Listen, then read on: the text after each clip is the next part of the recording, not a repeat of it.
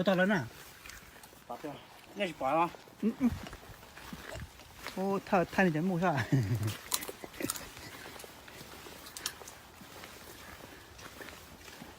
โอ้เดี๋ยวมูใส่ตาชิบะมูเลย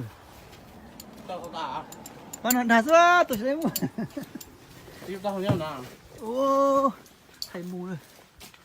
ก็ยังมูเราจะโผล่เลย จีไอเพิ่งมากูปอจะทำชิโปรเสียกาโอ้เสียสื่อตา ก็พอ